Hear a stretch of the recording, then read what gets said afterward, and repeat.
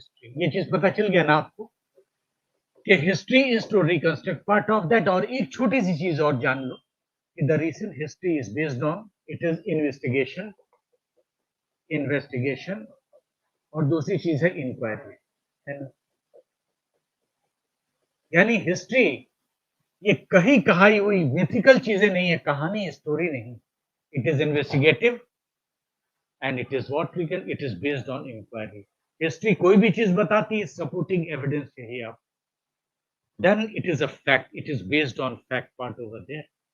And Ram Prasad Bismil से लेके जो भी फ्लैग ही होस्टिंग की बात हुई, तो सबसे पहले 30 में हो चुका था एक बार, फिर अलग अलग नाम आते हैं, वेंकैया का नाम आएगा कि उसने फ्लैग का नाम दिया। You should have to involve हो देयर। मैं अभी साइज पूछूं तो आप लोगों को प्रॉब्लम हो जाएगा झंडे, है ना। अभी कंट्रोवर्सी आ रही है ना, सेफरन यानी भाजपा का झंडा जो है कि नहीं भारत के झंडे से ऊपर है, कंट्रोवर्सी आ रहा है। सवाल पूछेगा कि हाफ फ्लैग कब होगा, राष्ट्रपति के मरने के बाद कितने दिन तक फ्लैग हाफ मास्ट होगा, प्राइम मिनिस्टर के मरने के बाद कितना दिन होगा, वाइस प्रेसिडेंट के बाद कितने दिन होगा। बच्चा इसके लिए किसी स्कूल में एडमिशन थोड़ी लोगे। You should have to be alert. समझदारी तो यही कहेंगे ना भाई। भारतवर्ष का झंडा है, तिरंगा झंडा है, तिरंगा झंडा को इंग्लिश में क्या कहते हैं, तीनों नाम को जी। ट्राई कलर कौन सा, तीन कलर कौन कौन सा, इंग्लिश में बताना, आप ही से पूछ रहा हूँ। पहला, फर्स्ट कलर इज व्हाट,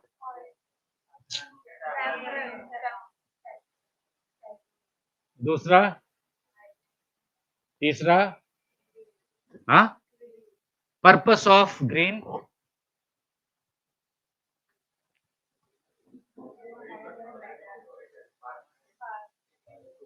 किसी को यार प्लीज एक भी आदमी, anyone who can speak to me correctly, then it would be a very good thing for you. एक आदमी भी सही जवाब दो मेरे दोस्त, क्योंकि ये तो लेक्चर को कैसे मैं लेके चलूं। यार तुम बहुत दूर से शांत हो, बताओ तो हरा रंग होता है नहीं होता, पहले तो ये क्लियर करो, होता है नहीं होता है, होता है नहीं होता है, होता है ना। What is the symbol of green?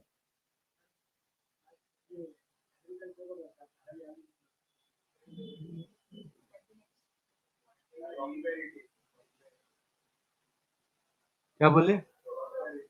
बिल्कुल सही, प्रॉस्पेरिटी है, प्रोग्रेसिव है ना, खुशहाली की निशानी है, हरी है हरियाली। तो आपको तो ये जानना होगा। सेफरन, सेफरन उसको हम लोग गेरुआ कह सकते हैं, है ना, क्या है, और वो सेक्रीफाइसेस है, और वो ईरानियन कलर है। ईरानियों का भी जो कलर है वो ग्रीन नहीं है, सेफरन ही, जाफरान जिसको कहा जाता है, सेफरन, है ना। वो किस चीज का, वेलर का है। साधु संत महात्मा जिसको क्या देखते हो, वो कलर अध्यात्म से जुड़ा हुआ है, वो आत्मबल देता है, शक्ति देता है। और वाइट जो है कि नहीं, वो पीस, पीस है। और ये क्या है, 24 स्पोक्स हैं। 24 स्पोक का मतलब क्या है, 24 आवर। और महात्मा बुद्ध ने महाधर्म चक्र परिवर्तन किया था, तब से ये स्पोक्स सामने में है। तो आपको तो फीचर तो जानना पड़ेगा ना यार। तो this is called involvement, and involvement begins from standard. और जो प्रॉपर एजुकेशन सिस्टम है, जो 5वीं पास है, एक आता था टीवी शो भी किसी जमाने में, तो R&D किया गया कि सबसे ज्यादा आदमी का लर्निंग फेज होता है 5th क्लास में शुरू होता है। 6th क्लास से आदमी कहना शुरू करता है कि I want to become an engineer, I want to become a doctor kind of. Okay, तो this way you should have to be clear about that. Tell me frankly, finally, did you get my point or not? What exactly is the approach to study the part over this? ये चीज clear होता है नहीं होता? Clear हो गया है। Now make a heading medieval history. Now make a heading medieval history.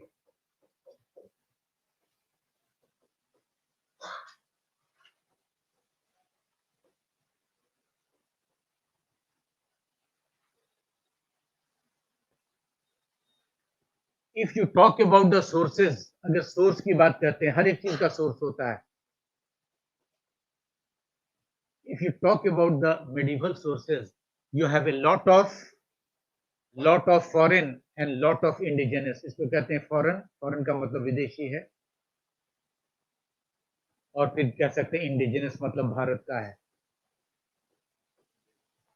और जो सबसे बड़ा सोर्स का कारण बनता है, जो दो चीजों को you have to keep attention over there, one is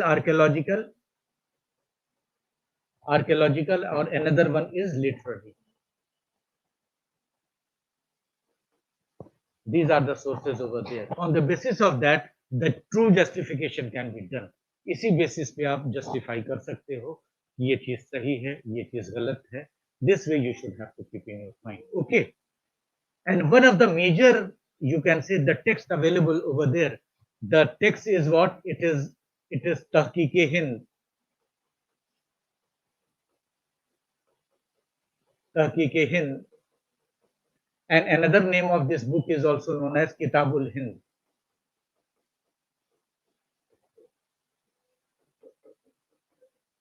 और इसको लिखने वाले का नाम है Al Biruni. Al Biruni. And the major part of that, शुरू में इस किताब को तुर्की में लिखा गया है ना, अल बेरूनी की किताब तहकीक-ए-हिंद और Kitabul Hind, discovered about the Indian scenario. और यहीं से शुरू क्या होता है, द ज्योग्राफी ऑफ इंडिया. और मैप जो अभी आप देखते हो, भारत का, विश्व का जो मैप देखते हो, मेडिवल पीरियड में इसकी भी शुरुआत हो जाती है, एल बेरूनी के समय.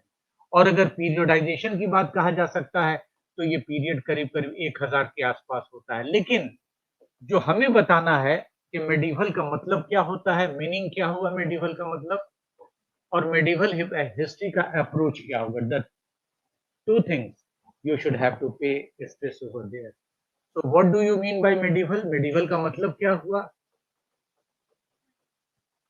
मेडिवल का मतलब क्या हुआ, और मेडिवल की शुरुआत कहाँ से होती है.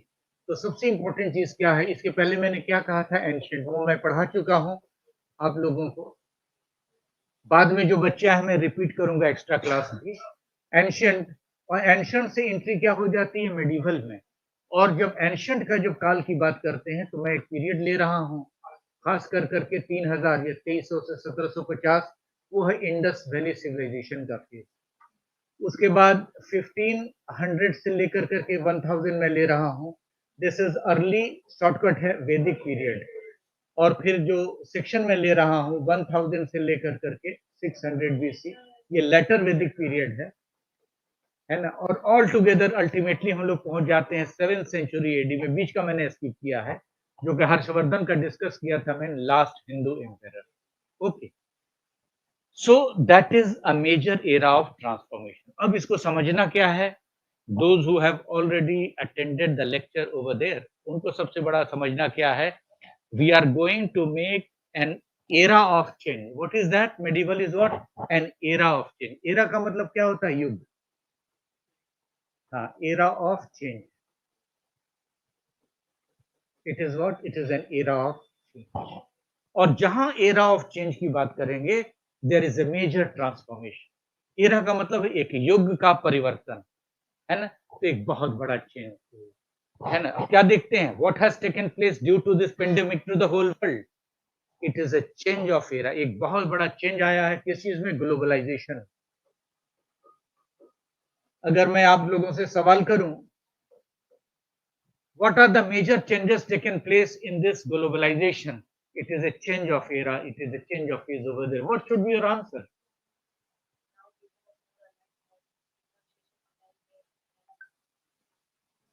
Or anything else? चेंज हुआ है नहीं हुआ है? What is that? ठीक है, major, that can be global. मैं जो सवाल पूछना चाह रहा हूं, the change which has taken place globally, what exactly is the path of that. The major thing you should have, मैंने एक चीज रूट बताई है आपको, कि दुनिया में जितना भी काम होता है, किसके लिए होता है, society.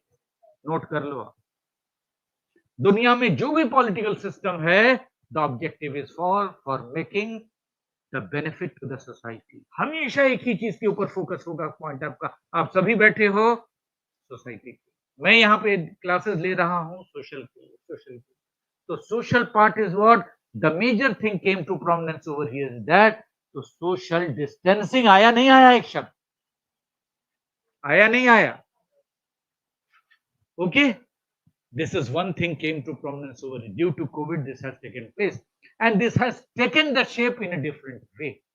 It has given the lesson of what, how aesthetically you should have to keep yourself clean. आप कैसे aesthetically अपने आप को clean कर सकते हैं, कैसे अपने आप को maintain कर सकते हैं, sense of hygiene होना चाहिए. यहाँ तक कि even though if you talk about the children, those have attained the age of 2.5 years, they have also taken the mask over there. Just imagine about that too. And now they have been accustomed taking the mask, covering the mouth with mask, and they are playing in a common, you can say, a parlance over there. And the trend of the business has also been changed. The life system of the people has also been changed over there. So many more changes has taken place. So even though the planks of the business economy has also taken turn to a different way, isn't it? So this is changes has taken place. Transformation. So the social change has taken place. In this social change, a new thing has come up. Afghanistan. Just imagine about that. What development has taken place? It is a matter to concern, grave concern to the whole world. ये पूरी दुनिया के लिए एक बहुत बड़ा सोच का मुद्दा है. 20 साल तक अमेरिकन सोल्जर वहां रह के किया क्या?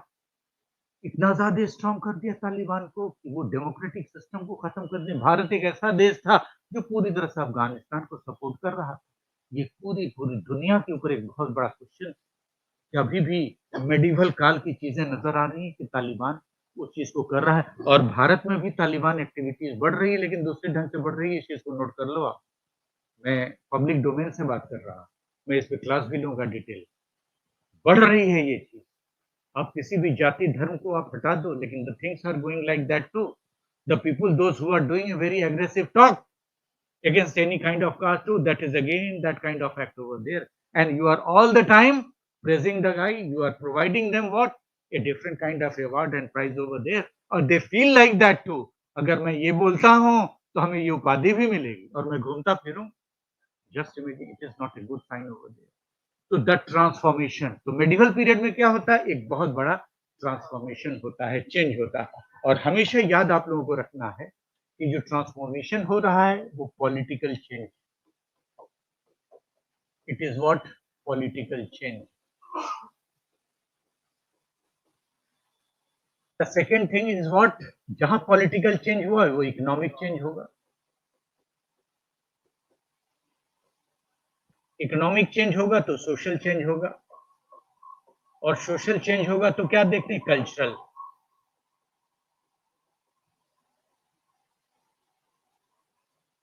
Okay.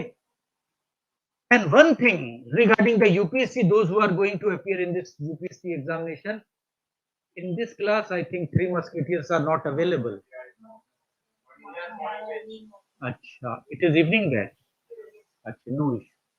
So what is important and significant part regarding this one is, if you talk about this one, the political change, the economic change, the social change and cultural change. And one of the unique thing that came to prominence over here, and this is the era, यानी 650 onward, it is medieval period.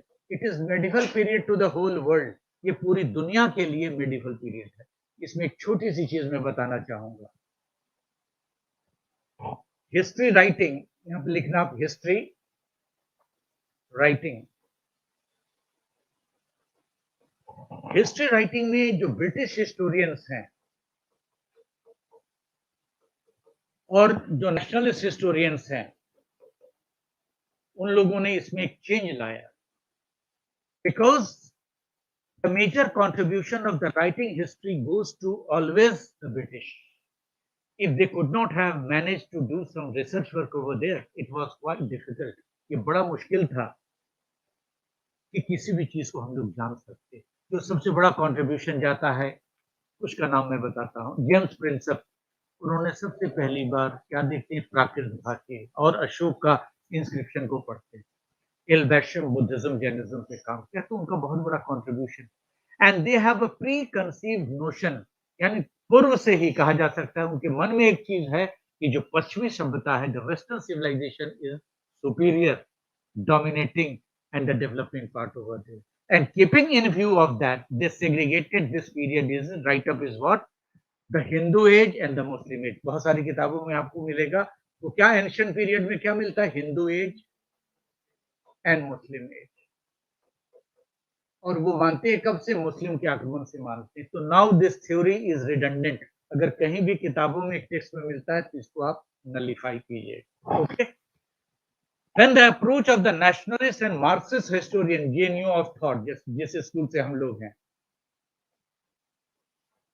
Marxist historian का जब thought आता है तो they challenge that if you are writing about the Hindu history, the period of the Hindu age, the period of the Muslim age, then why not you are writing the period of the Christian age? आप Christian age क्यों नहीं लिख रहे हैं? क्योंकि Christian भी तो 200 साल तक शासन किया है, मुगलों ने भी किया है, तुर्कों ने भी किया है 200 से 300 साल तक। हिंदुओं ने किया है तो आपने हिंदू एज लिखा, फिर आपने क्या मुस्लिम एज लिखा, तो क्रिश्चियन एज क्यों नहीं लिखते हो? तो मार्क्सिस्ट हिस्टोरियन का अप्रोच होता क्या है कि no, it should be rational approach, और पूरे विश्व के पटल पे इस चीज को नाम दिया जाएगा। इसलिए उन्होंने क्या किया, ये मुस्लिम एज को हटा करके मेडिवल एज दिया, और पूरी दुनिया के संदर्भ में ये बातें कही गई। ये भारत के लिए इतिहास की बात नहीं, पूरी दुनिया में। अगर यूरोप की बात करते हैं तो यूरोप में सामंती प्रथा था, भारत में भी सामंती प्रथा था। यूरोप में भी अंधविश्वास था, भारत में भी अंधविश्वास था। यूरोप में भी सिस्टम किसके हाथ में था? एक विशिष्ट व्यक्ति के हाथ में था, खास करके जब हम लोग बात करते हैं फ्यूडल लॉर्ड्स के था। भारत में भी सामंती के नाम छोटे छोटे टुकड़े कंडीशंस के रूप में आंका जाता था, मापा जाता था। तो जो सबसे मेजर ट्रांसफॉर्मेशन होता है, ट्रांसफॉर्मेशन क्या होता है कि the centralised control was completely abolished. What is that? Centralised control. Centralised control last किसका था? हर्षवर्धन का था, हर्षवर्धन का था। सेंट्रलाइज्ड कंट्रोल समाप्त हो जाता है and the empire was divided into fragmentation, छोटे छोटे शासकों में हो गया। तो कोई एक केंद्रीकृत राजा तो रहा नहीं, भारत छोटे छोटे टुकड़ों में। अगर भारत के मैप की बात कहा जाए तो क्या देखते हैं कि भारत छोटे छोटे रियासतों में, या कहा जा सकता है टुकड़ों में बढ़ जाता है, और अलग अलग रूलर अलग अलग जगह पे सामंती से लेकर के अलग अलग शासक, या कह सकते हैं कि अलग अलग रूलर होते हैं, और सबकी दिशा दशा चीजें बिल्कुल बदली सी चीजें नजर आ जाती है। This is what, this is Sri Lanka.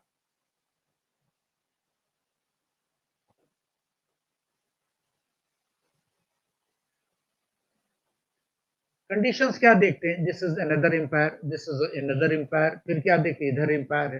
सारे के सारे सिस्टम किस में है? टुकड़ों में बटा हुआ है, फ्रेगमेंटेड पाल है, पाल प्रतिहार राष्ट्रकूट है। It is not a unified empire. तो जब यूनिफाइड एम्पायर नहीं है तो political system is collapsed, economic system is collapsed, social and cultural system is collapsed, and even though one of the unique thing जो भारत में सबसे अद्भुत चीज डेवलप होती है, मेडिवल काल में आर्किटेक्चरल डेवलपमेंट बहुत फास्ट होता है, और जो शुरू हो जाता है एंशियंट टाइम से, उसको हम लोग, जो मंदिर है नगारा स्कूल ऑफ आर्किटेक्चर होता है, उसके बाद नगारा के बाद जो है वेसारा है, उसके बाद है द्रविड़ा है। ये different type of architectural development होता है। उसी पीरियड में क्या कह सकते हैं हम लोग कि खजुराहो, खास कर करके जो टेम्पल एक इंपॉर्टेंट चीज नजर आती है। फिर क्या देखते हैं? उड़ीसा, फिर क्या देखते हैं? इधर पूरी ये जो रीजन देख रहे हैं चेन्नई का, सभी जगह पे टेम्पल का डेवलपमेंट हो रहा है, कल्चर का डेवलपमेंट हो रहा है, एक अलग सी प्रथा, कल्चर डेवलप होता है, Vijayanagara empire. So different and distinguish part over there. लेकिन दिस वाज द फ्यूडलिज्म, इसको डार्क एज भी कहा गया है। कहा? यूरोप में। लेकिन भारत में डार्क नहीं था। कारण क्या है? इस पीरियड में भागवतिज्म भी भारत में डेवलप होता है, सूफिज्म भी डेवलपमेंट होता है, कल्चरल एक्टिविटी डेवलप होती है, छोटे छोटे ट्रेड कॉमर्स डेवलप हो जाते हैं, छोटे छोटे उसको कहते हैं हम लोग गिल्ड्स, वो डेवलप हो जाते हैं। तो भारत में ये डार्क नहीं था, क्योंकि भारत की जो इकोनॉमी थी स्कैटर्ड थी, लोकल लेवल पे वो प्रॉस्पेरस थी, डेवलप हो रही थी। लेकिन इसी बीच में जो मेजर डेवलपमेंट क्या होता है? Turkish invasion, Turkish invasion. और भारत में सबसे पहली बार क्या देखते हैं कि तुर्क का आगमन होता है ना? जब टर्किश इन्वेजन होता है तो भारत में एक बहुत बड़ा परिवर्तन, a major change has been taken place on the region, और you can say country over there. और जो सबसे बड़ा चेंजेस अब क्या देखते हैं अगेन नॉर्थ वेस्ट रीजन से फिर से क्या देखते हैं, अटैक शुरू हुआ, है ना। पहली बार बता चुका था ना कि मेजर अटैक कहाँ से होता है, नॉर्थ वेस्ट से होता है, हमेशा वहीं से अटैक शुरू होता है। अब क्या देखते हैं कि अगेन फिर इन्वेजन शुरू होता है, और again the invasion has taken place in two way, and two houses were there, एक है घौर और दूसरा है गजनी। घोर एंड गजनी, ये दो आक्रमण होते हैं भारत, और again penetration center is there. It was always, you can say, a bone of contention. Bharat में अभी भी समस्या है, कहां पे, नॉर्थ वेस्ट में है। और अभी अगर मैं बात करूं अफगानिस्तान की, इसको कभी भी किसी ने कंट्रोल नहीं किया, ये याद कर लो आप। ये शक के बाद से लेकर के कभी भी अफगानिस्तान को कंट्रोल नहीं किया जा सकता। रशियन फौज यहाँ पे 10 साल थी, 15 थी, रशिया ब्रेक हो गया, अभी 20 साल तक अमेरिकन फोर्स रही, कंट्रोल हो पाया। एक ट्राइब है, एक कम्युनिटी ऐसी है ना। तो north west is always a dangerous part over there. और भारत में अभी भी क्या देखते हैं, जो सबसे बड़ा डेंजर पार्ट नजर आता है पाकिस्तान के सिचुएशन होने के बाद से भी, this was one of the significant thing.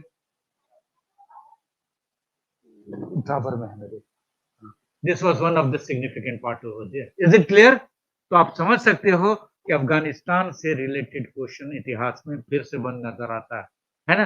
This was the situation of medieval period over, and two people came to this country, it is what, Ghor और गजनी। और फाइनली क्या देखते हैं, in 1192, that is what, Muslim rule in India was established. Muslim rule, और जहां Muslim rule establish हो जाता है, this is the transformation has taken a stride. Transformation में एक ठहराव आ जाता है। बच्ची मेरी बात समझ रही है कि नहीं, समझ रही है?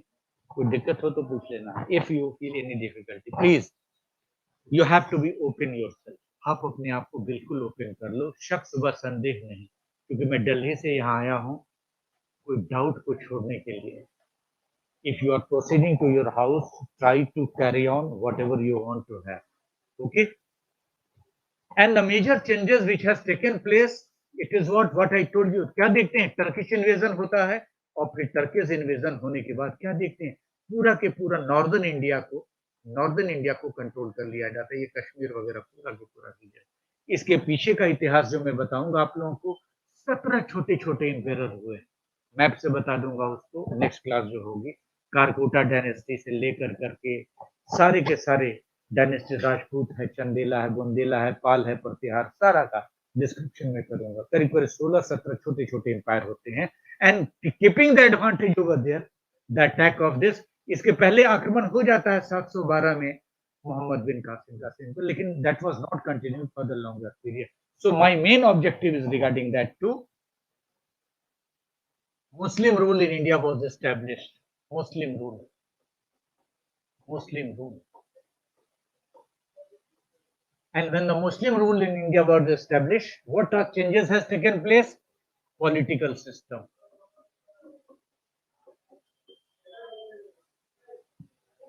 ओके, पॉलिटिकल के बाद क्या देखते हैं हम लोग, इकोनॉमिक सिस्टम, देन सोशल तो होगा ही, and then culture is also the part of that. These are the significant development which has taken place over here. अब देखेंगे खास बात क्या नजर आती है। Now this time a centralized empire came to prominence. एक centralized empire आ जाता है। Empire became, what is that centralized?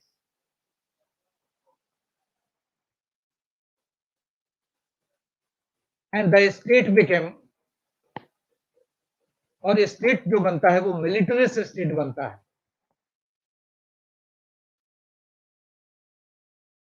मिलिटरिस्ट state बनता है।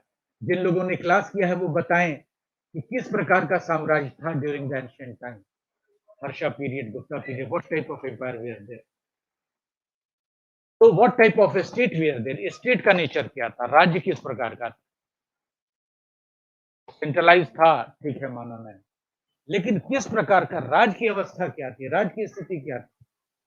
जब राज की स्टेट की बात करते हैं तो क्या नजर आता है, वो धर्म पे आधारित है ना। धर्म, धर्म का मतलब क्या देखते हैं, वहां पे रिलीजन भी एक डोमिनेटिंग फैक्टर है ना? पीपल वेर ऑल्सो रिलीजियस, है ना? And they were not centralize. And इस पीरियड में क्या देखते हैं, different type of departments were there. लेकिन अब जो राज्य बनता है वो पूरा मिलिट्री पर आधारित होता है। यानी मिलिट्री का मतलब क्या होता है, ये सारी चीजों को कंट्रोल कौन कर रहा है, सुल्तान। हाँ, sultan was the pen and power of this time. Military का हेड कौन होता है, सुल्तान होता है। और सुल्तान के आते के साथ एक और जो चीज सामने आती है, भारत में उस पीरियड में क्या थी, धर्मशास्त्र के व्यवस्था से लॉ का होता था। अब कहा यह होता है, कुरान की बात होती है। और इसको कहा जाता है theocracy. It is called theocracy. Theocracy का मतलब है कि प्रशासन में धर्म का intervention.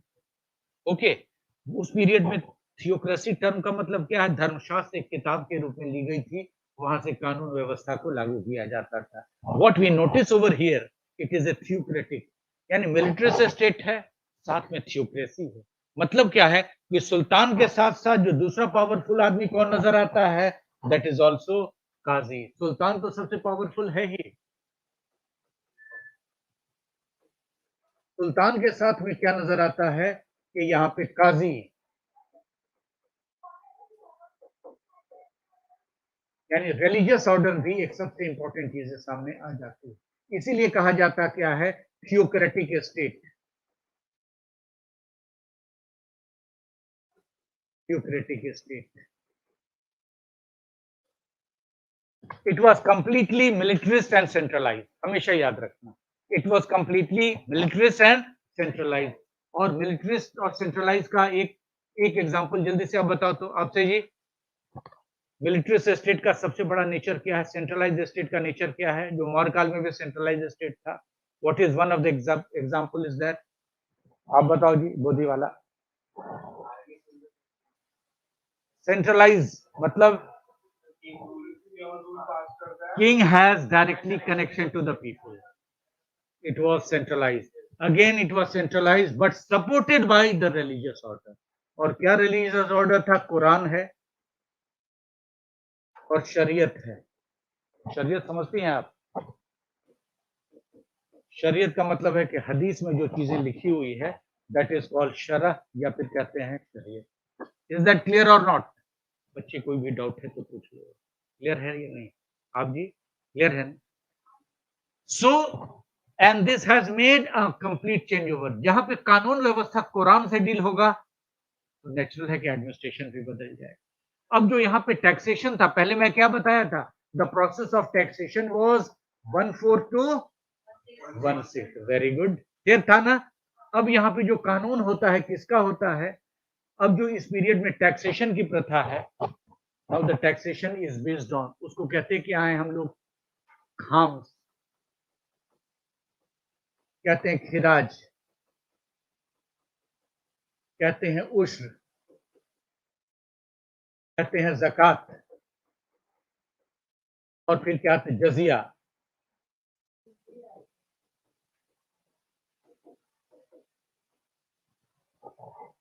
These are the tax. बदल गया ना? पहले क्या धर्मशास्त्र के हिसाब से एग्रीकल्चर टैक्स क्या होता था, 1/4 से 1/6। अब क्या देखते हैं, मौर्य पीरियड से लेके गुप्ता पीरियड में वेरिएबल है ना। 3 टैक्स भी बताए थे हम कि देवदान विलेज होता था, ब्राह्मण को दे दिया जाता था, एरिपत्ति होता था, अग्रहारा डिस्कस किया था हमने। अब ये चीज किस पे हो गया, खाम्स है, खिराज है, उश्र है, ज़कात है, जजिया। और जजिया was charge on what is that term, क्या है, नॉन मुस्लिम। हमेशा कंफ्यूज मत करना आप, ये यूपीएससी में कई बार सवाल पूछा गया है। नॉन मुस्लिम, नॉट हिंदू, हमेशा याद रखना, नॉन मुस्लिम। और जो जजिया पे करते थे, दे वर कॉल्ड जिम्मीज, they were called Jimmy's.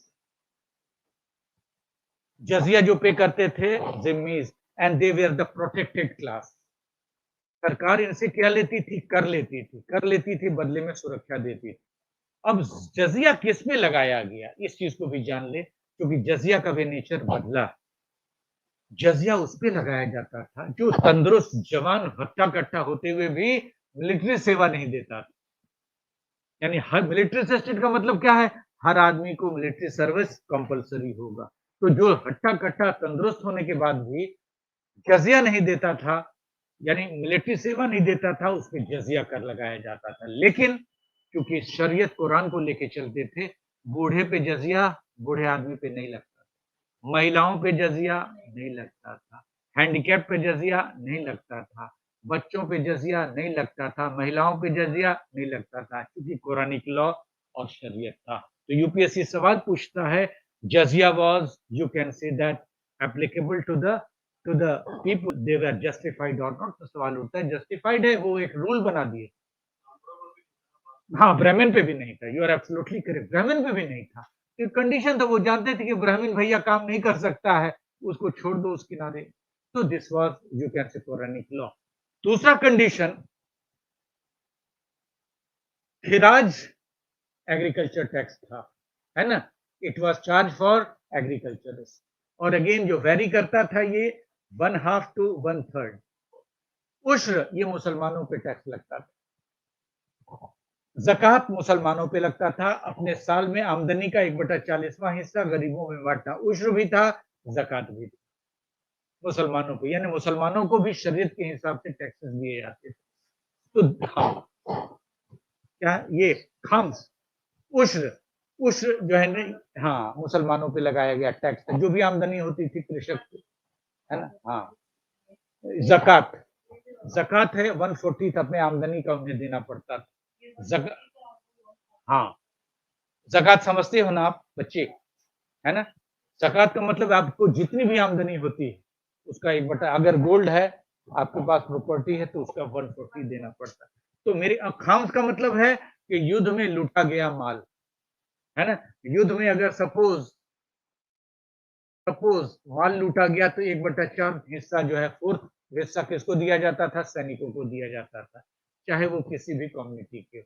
Is it clear? तो एक चेंज आया या नहीं आया? इकोनॉमिक चेंज आया। और जो सबसे बड़ा चेंज क्या नज़र आता है, लिसन टू मी, ये सिक्का भी आ जाता है और इस सिक्कों को कहा गया है जित्तल।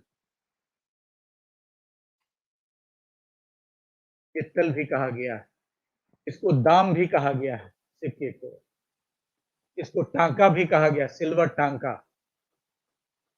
और पहली बार जो सिक्का सामने आता है, उस सिक्के पे क्या दिखाया गया है?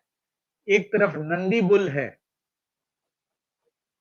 एक तरफ क्या देखते हैं? हिंदू धर्म का नंदी बुल का पिक्चर दिखाया गया है, नंदी बुल को बैठे हुए दिखाया गया है। और दूसरी तरफ क्या देखते हैं? कुरान की जो आयतें हैं ना, उस सिक्के पे लिखी गई। और ये इल्तुतमिश के काल में ये सिक्का जारी किया गया। एक तरफ क्या देखते हैं? इस्लाम का है, दूसरी तरफ क्या? हिंदू है, यानी कम्युनिटी को एक करने का तरीका नजर चेंज आया कि नहीं आया?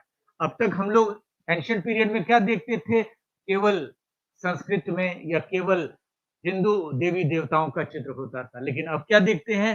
चित्र क्या देखते हैं? हिंदू भी है, मुस्लिम भी है। तो एक कल्चर तो ले आए ना ये लोग, कि अगर हमें शासन करना है, कहाँ? इंडिया में, जहाँ पे हिंदू धर्म के लोग हैं और हम जाकर के वहाँ पर सौहार्द का माहौल फैलाते हैं, तो ये परंपरा गई। तो एक पॉलिटिकल और एडमिनिस्ट्रेटिव सिस्टम में बहुत बड़ा चेंज आया। पॉलिटिकल सिस्टम में चेंज होने के बाद इकोनॉमी भी बदल गई, सोशल लाइफ भी बदल गई और सबसे पहली बार इन लोगों ने एग्रीकल्चर का पैटर्न ले आया। एग्रीकल्चर में गाँव में देखा जाता है ना, अरहट्टा उसे कहा जाता है। यानी यानी बैल है ना? वो क्या देखते हैं? पानी की अरहट को खींचता है और यहाँ से पानी निकलता चला जाता है और इरिगेशन का सिस्टम होता है। तो पहली बार इरिगेशन के पैटर्न में बहुत बड़ा चेंज आता है। वाटर कैनाल का डेवलपमेंट होता है ना? क्या? हाँ, अरहट्टा पहली बार इंट्रोड्यूस करते हैं और गाँव में अभी भी आप देखेंगे अरहट कहा जाता है। बैल के माध्यम से जो पानी का सिस्टम चला जाता है, इकोनॉमी भी बदल जाती है, एग्रीकल्चर हो जाता है। मोहम्मद बिन तुगलक के पीरियड में सबसे पहली बार कैनाल सिस्टम आता है, नहर का सिस्टम है, रजवा उलघानी है और पहली बार एग्रीकल्चर लोन देने की प्रथा उस काल में डेवलप होती है। आप समझो, और उसी का इम्पैक्ट है कि ग्रीन रेवोल्यूशन पंजाब और हरियाणा में पहली बार हुआ। ये किसका गिफ्ट है? सल्तनत काल का गिफ्ट। और इसी पीरियड में जो कल्चर शुरू होता है उसको कहते हैं इंडो इस्लामिक कल्चर। और इंडो इस्लामिक कल्चर की बच्ची सबसे बड़ी भूमिका क्या है? आज इंडो इस्लामिक कल्चर नहीं होता तो फिल्म इंडस्ट्री आप भूल जाते। आज मराठी में, गुजराती में फ़िल्म दिखाया जाएगा तो भाग जाओगे लोग। भागोगे नहीं भागोगे? उर्दू का ड्रेस है, सलवार समीज़ है, जो ट्रेंड है, पैटर्न है, वो डेवलप किया है। उर्दू भाषा आ जाती है, भाषा का भी विकास हो जाता है। This way major cultural change has been taken place और जो कल्चर चेंज हुआ है, सलवार समीज़ का ट्रेडिशन आ जाता है, चूड़ीदार पैजामा का ट्रेडिशन आ जाता है, महिलाओं का, है ना? और थोड़ा अब हम लोग ग्लोबलाइज़ेशन से पता चला मेल-फीमेल का एक ही ड्रेस से जीन्स टाइप की चीज़ आ जाती है। तो कंडीशन क्या नज़र आता है? पिज़्ज़ा खाना शुरू कर देते हो, है ना? फ़ास्ट फूड आता है, जंक फूड आता है ना? तो दीज़ आर द कट वो यूरोपियन के आने से वो चेंजेज़ होते हैं। तो कुल मिला के ये कहा जा सकता है, the major transformation has been taken place in politico administrative system, in social system, in cultural system और what we can see economic life. अब क्या देखते हैं? अब तक तो आप क्या देख रहे थे इस पीरियड तक कि मंदिरें बन रही थी, अब क्या बनना शुरू होता है? मस्जिद। है ना? अब तक क्या देखते हैं? हिंदू पीरियड में क्या देखते हैं? मंदिरें बन रही हैं, अब इस काल में क्या देखते हैं? मस्जिदें बननी शुरू होती है और मस्जिद भी जो बनती है, वो गर्दन वाली मस्जिद बनती है और बगैर गर्दन वाली भी मस्जिद बनती है ना? ये टर्किश काल की मस्जिद है। तुर्की पीरियड में उसमें नेक नहीं होता था, लेकिन जब मुगलों के पीरियड में जाते हैं, तो इस टाइप की चीज़ें शुरू हो जाती हैं। दिस वाज़ द कंडीशन तो आर्किटेक्चरल डेवलपमेंट शुरू हो जाता है। फिर इसी पीरियड में सिखिज़्म आता है, तो गुरुद्वारा शुरू होता है। क्रिश्चियन आते हैं, तो चर्च शुरू होता है। तो this is the major purpose regarding that. अगर हम इतिहास नहीं जानेंगे, तो नहीं जान पाएँगे कि सिखिज़्म क्या था। अगर इतिहास नहीं जानेंगे, तो बुद्धिज़्म क्या था, जैनिज़्म क्या था, वो नहीं जान सकते। अगर इतिहास नहीं जानेंगे, तो नहीं पता चलेगा कि पारसी क्या है, ज़ोरास्ट्रियनिज़्म क्या है। तो these all the major changes has taken place over here. So this way, this led to the idea of development of what we can say medievalism or medievalism. Is that clear or not? अगर कोई doubt है तो पूछो कल से फिर मैं topic को शुरू करता हूँ Vimala ji from tomorrow the medieval section should be started over there and whatever the program has been designed to you for the courses new or old guys it can be done accordingly हाँ जी खुशबू अगर कुछ शक शुबा संदेह है तो सवाल करो जजिया देखो जजिया क्या था ये एक इस्लामिक कर था जजिया जब आए थे इस्लामिक एक रूल था और इस्लाम के मानने वाले लोग क्या थे कि हर एक आदमी को मिलिट्री सेवा देनी इट वॉज ए कंपनी क्योंकि मिलिट्री स्टेट था क्यों कि जितना ज्यादा पावरफुल आर्मी होगी उतना ज्यादा युद्ध को हम लोग जीतेंगे क्योंकि तुर्की थे वो कितना ज्यादा तुर्कमेनिस्तान अफगानिस्तान से कितना ज्यादा फोर्स लाते तो क्यों नहीं यहीं के लोगों को तैयार तो जो तंदुरुस्त थे जवान आदमी थे ब्राह्मण छोड़ करके उनको मिलिट्री सेवा अनिवार्य था लेकिन कुछ लोग कहते थे कि हम नहीं करेंगे तो कहते थे कोई बात नहीं है तुमको टैक्स देना पड़ेगा तो वो नॉन मुस्लिम का मतलब जोरस्ट्रिया भी उस पीरियड में रहे होंगे अलग धर्मों के लोग हुए सवाल पूछता है कि हिंदुओं पर नहीं टर्म क्या है नॉन मुस्लिम तो उसको कहते हैं जजिया कर बाकी जो लोग सेवा देते थे मिलिट्री में उनको कर नहीं देना पड़ता तो ये एक तरीका था मिलिट्री को डेवलप करने का एक तरीका था कंडीशन था और जजिया जो देते थे उनको सुरक्षा भी देती थी सरकार ये सबसे बड़ी बात क्या थी जबकि अब तक हिंदू सिस्टम में ये व्यवस्था नहीं सुरक्षा नहीं थी हाँ उसूल तो दे ही रहे हैं ना उसूल तो दे रहे हैं जक़ात दे रहे हैं अगर मुस्लिम मुस्लिम तो देते ही थे सेवा क्योंकि टर्किश रूल था उनको अपॉइंट किया जाता था उनको सेवा देना ही था और वो जान के देते थे कि उन्हें वहां पे मुस्लिम रूल चाहिए था व्यवस्था चाहिए था वो तो कंपलसरी उसको फॉलो अप कर रहे थे कि एक रिलीजियस काम है इसमें हम लोग हाथ बटाएंगे मुस्लिम तो दे ही रहे थे रिक्रूट उनका हो ही रहा क्योंकि उनका शासन था प्रशासन था व्यवस्था उनकी थी तो that way you should have to know about that हाँ बोलो सूफिज्म का मतलब क्या है देखो इस काल में बहुत विंग डेवलप हुए मेडिवल पीरियड में क्या होता है भक्ति आंदोलन शुरू होता है पहले भक्ति आंदोलन शुरू होता है उसके बाद सूफी आंदोलन क्यों शुरू होता है कि जब टर्किश भारत में आते हैं तो अपने साथ में सूफी संतों को भी लेकर के आते हैं और जो सबसे बड़ा सूफिज्म का जो केंद्र था कूफा और बसरा था वहां पे हसन अली बसरी सबसे पहले सूफी संत थे यहाँ तक कि महिलाएं भी सूफी हुई हैं जिनका नाम है राबिया बसरी जैसे यहाँ पर आप देखते हैं राधा को देखते हैं ना या फिर देखते हैं ना हाँ सूफी का मतलब एक तरह का मूवमेंट है संत नहीं है एक सूफी का मतलब क्या है उनको मटीरियलिज्म से कोई कंसर्न नहीं धन संपत्ति आराम से कंसर्न नहीं है, वो चाहते हैं कि गॉड के करीब वो पहुंच जाए। That is what we can से।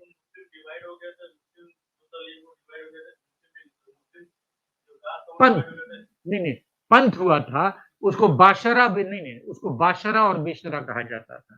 सूफिज्म का दो ग्रुप हो गया था। सल्तनत काल तक जो युग था उसमें क्या थे, चिश्तिया लोग थे।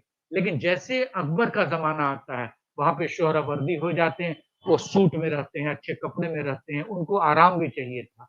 जबकि जो चिश्तिया सिलसिला था, वो लोग हमेशा भक्ति करते थे, सेवा के ऊपर आधारित करते थे। और कहा जा सकता है कि भारत में इस्लाम का प्रचार प्रसार कैसे हुआ, औरंगजेब की तलवार से नहीं हुआ है, ये सूफिज्म भक्तिज्म आंदोलन के कारण। और अभी जो कंपोजिट कल्चर कहते हैं लोग, गंगा यमुना तहजीब जो कहते हैं हम लोग, है ना, कल्चर है। क्योंकि बिना मुस्लिम के हिंदू जीवित नहीं रह सकता, बिना हिंदू के मुस्लिम जीवित नहीं रह सकता, ऐसी व्यवस्था बनी हुई। शादी ब्याह पटाखा कपड़े ये ड्रेस सब अलग अलग जाति के लोग थे। कंपोजिट कल्चर भारत में विकास होता है। हिंदी हिंदी का विकास नहीं हो पाता अगर उर्दू नहीं आता, है ना, अगर उस जमाने का खड़ी बोली नहीं आती, ये चीजों का विकास नहीं हो सकता था। तो भारत में कंपोजिट कल्चर का विकास शुरू हो जाता। और ये कंपोजिट कल्चर अभी भी हम लोगों की जनजीवन, हम लोगों की आत्मा में कंपोजिट कल्चर है। हम लोग यहाँ तक कि खाना नॉन वेजिटेरियन हो गए हैं ना बाबा, बहुत तरह की बिरयानी चिकन से लेकर के सारी चीज खा रहे हैं हम लोग। क्यों? ड्रेस हम लोग पहन रहे हैं, सेंस पढ़ रहे हैं, ढोल ताशा तमाशा बहुत सारे मुस्लिम कल्चर मेरे में है। जैसे ताजिया निकलती है ना, रामनवमी निकल रहा है उधर में ना, उधर ताजिया निकलती है। तो एक सिमिलर टाइप की चीज है। जैसे ढोल ताशा गाना बजाना ये दोनों में है। जैसे कीर्तन भजन हो रहा है हिंदू धर्म में, वहां पर क्या होता है, समा महफिल हो रहा है सूफी भक्ति से। कव्वाली कहाँ से आया? सारे के सारे कंपोजिट कल्चर की देन है। और फिल्म इंडस्ट्रीज का सबसे बड़ा कंट्रीब्यूशन है कि कंपोजिट कल्चर को घर घर तक पहुंचा देता है। तो this approach you should have to think in your mind. बच्चा समझे आप? कोई डाउट है तो पूछ लो। बाद में तो जजिया हिंदू पे भी लगा दिया गया था। हाँ, नॉन मुस्लिम टर्म हमेशा याद रखिए, क्योंकि सर्कमस्टांसेस है। फिरोज शाह तुगलक मोहम्मद बिन तुगलक में चार्ज कर दिया गया। औरंगजेब के पीरियड में क्यों चार्ज किया गया? जागीर क्राइसिस हो गई।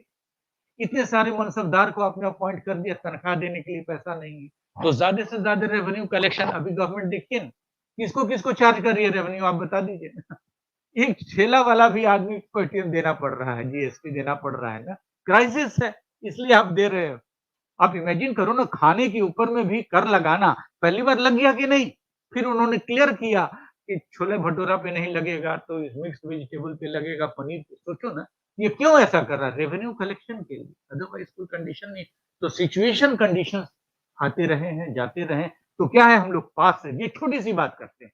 अभी की ज्वलन समस्या क्या है, नाम सुना है कि नहीं आप लोगों ने? अभी किसान आंदोलन की जो मेजर समस्या है किस चीज की है? एमएसपी मतलब क्या हुआ?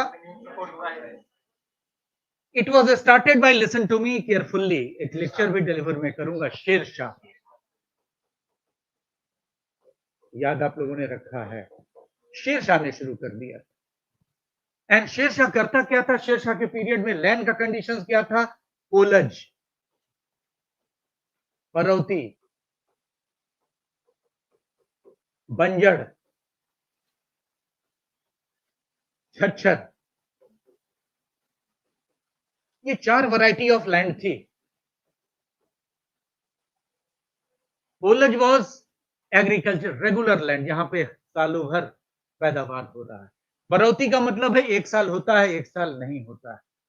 तीसरा क्या है? बंजड़, 5 साल से नहीं कृषि हुई है। छच्छर, जहां पे हमेशा पानी वाटर लॉगिंग होता है।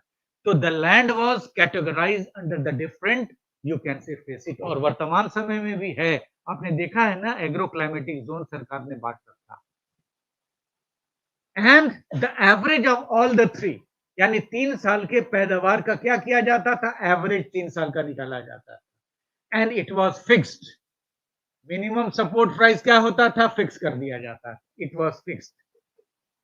और जो फिक्स किया जाता था, कोई भी बचौलिया नहीं होता था। It was between the peasant and the government. Okay, और उसको क्या कहा जाता था? पट्टा, PATTA, पट्टा। टर्म क्या है? कबूलियत, KABULIYAT, कबूलियत। कबूलियत का मतलब है कि मैंने कबूल किया, एक्सेप्ट किया, जो खास करके अभी एमओयू बनता है, contract that was there at that time, just imagine about that too. अभी एमएसपी की इसका ओरिजिन जाके देखो ना, उस पीरियड से भी, और किसान वाज नेवर एक्सप्लॉइटेड। लेकिन अब तो किसान का है, मंडी है, बिचौलिया है, और पता चलता है कि बड़े-बड़े कैपिटलिस्ट हैं, वो सारे के सारे अनाज को मनमानी रेट पे खरीद लेंगे। तो कह रहे हैं ना किसान यही कि एमएसपी मिनिमम सपोर्ट प्राइस कर दो, और शुरू में पंजाब में मिनिमम सपोर्ट प्राइस था, और इसीलिए किसान वहां के बहुत मजबूत थे। मिनिमम सपोर्ट प्राइस में क्या होता है, छोटी सी बात है, जान लो आप। अगर शुगर केन की पैदावार है, I am also the suffer regarding this, sugar cane की पैदावार है, अनियन एक जमाने में मेरा ख्याल है कि वो 150 पर केजी था, है ना। अब शुगर केन है, अगर मार्केट का भी प्राइस क्या है, 45 रुपीज है केजी, क्या नाम है, शुगर। अगर मिनिमम सपोर्ट प्राइस अगर आपने कर लिया कि एक क्विंटल 100 केजी जो गन्ना है उसको वो खरीदेगी 500 रुपए में, अगर ये तय कर दिया गया, तो किसान प्लान करेगा कि हमें कितने शुगर केन लगाने हैं ताकि सरकार उसकी खरीदगी कर ले। Is it clear? तो सर वो प्लान कर लेगा, प्लान करने के बाद अकॉर्डिंगली वो उसमें काम करेगा, इन्वेस्टमेंट। सपोज किसान का इन्वेस्टमेंट होता है 20,000 रुपया, तो किसान इस पैटर्न पे किया है कि कम से कम उसको 30,000 रुपया मिल जाए। किसान पैदा कर लेता है, पता चला कि 300 रुपए क्विंटल है, वो भी आप डायरेक्टली दे नहीं रहे हो, तो लॉस हुआ कि नहीं हुआ? प्याज के कंडीशन में यही होता था, 150 रुपए केजी प्याज आप बेच रहे हो, लेकिन पता चला कि जब सारे किसान ने प्याज बेचना शुरू, प्याज लगा दिया खेत में, तो प्याज की कीमत आपने क्या कर दी, 20 rupees per KG. It is a huge loss to the condition. यही तो चीज मांग रहे हैं किसान कि भैया बता दो आप, उसी हिसाब से हम अपना प्लान करेंगे, उसी हिसाब से इन्वेस्टमेंट करेंगे। ये कर, तो शीर एक्सप्लॉइटेशन आज बिहार का सबसे बुरी हालत है। बिहार के किसान गांव में 14 रुपए 15 रुपए केजी धान मिलता है, 20 रुपए केजी कहा जा सकता है राइस है। आप मार्केट में जाओ तो 60 रुपए केजी राइस, कितना बड़ा एक्सप्लॉइटेशन हो रहा है। तो this is the basic part. If you go to the history you can assess regarding that. अगर इतिहास को देखते हो तो सारी की सारी जानकारी आपको आसानी से मिल सकती है। ओके, बच्चा समझ पाए या नहीं समझ पाए। रही बात है बुक्स की, सेपरेट जो लोग की क्लासेस होंगे मैं उनको सेपरेट बुक्स बता दूंगा। जिनकी क्लासेस एज यूजुअल चल रही है, that is okay, part of that study material you will get. The magazine has come up, Shukla ji, I think you will distribute the magazine to the people over there. बहुत comprehensive magazine है, अगर वो आ जाती है तो I think no newspaper should go with that part. तो अगर एक्स्ट्रा टाइम है तो चले जाओ, लेकिन टाइम वेस्ट करने की जरूरत नहीं होगी। Whether you are going for UPSC और जीपीएससी के तीनों स्टेज एग्जामिनेशन की बात जा रही हो, तो no issue, no question arises that you have to go for the other part of. हाँ जी, कोई पूछना है क्या? आप अगर किसी को कोई डाउट है, Pandey ji and all, you new guide, आप पूछ लो।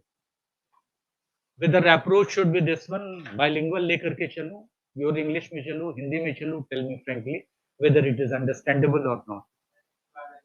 ठीक है ना? Any questions regarding this one?